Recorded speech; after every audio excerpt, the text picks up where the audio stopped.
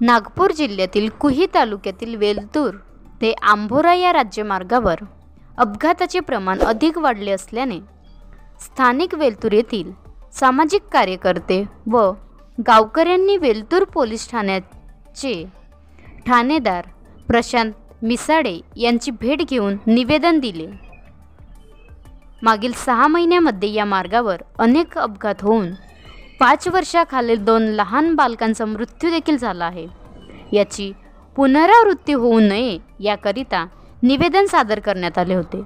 यावेळी केंद्रीय मानव अधिकार सेवा संघटनेचे विदर्भ संघटक मंत्री सौरभ रामटेके, सोपान रामटेके, काजोल रामटेके, काशिम छवारे, आकाश रामटेके, रोहित बेले, अनिरुद्ध भोयर, सुमित बनसोड, स्वप्नील भोवते, सोपान चाचेकर, बादल बावने, सुभाष मेश्राम, साधन बावनकुडे, सौरभ पारधी, विठोबा कांबळे, बल्लू धुर्वे यांच्यासह मोठ्या प्रमाणात गावकरी उपस्थित होते।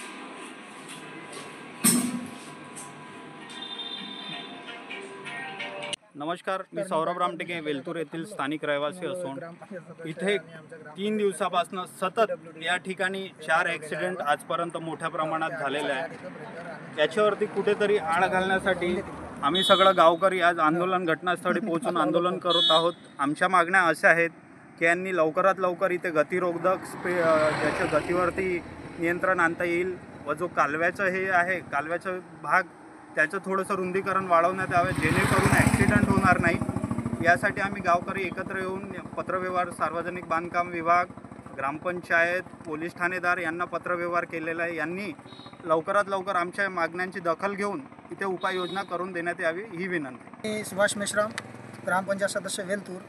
आम्ही ग्रामपंचायततर्फे एक PWDला पत्रव्यवहार केलेला आहे।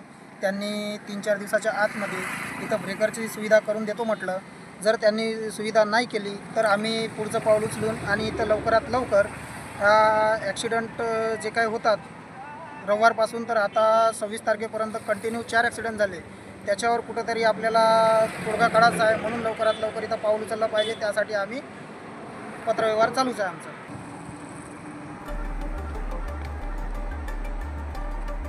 इथं होत असलेले अपघात गावकऱ्यांना सुद्धा अचंबित करतायत आणि त्यांच्या व्यथा आपण या ठिकाणी समजतोय। बनवा व्हिडिओ, पाठवा व्हिडिओ, आम्ही तुमच्या न्याय हक्कासाठी लढा देऊ। ताज्या बातम्या व घडामोडींसाठी पाहत राहा फक्त महाराष्ट्र लाईव्ह न्यूज। आजच आमच्या चॅनलला सबस्क्राईब करा, शेअर करा, कमेंट करा आणि हो, बेल आयकॉन दबायला विसरू नका। जय महाराष्ट्र।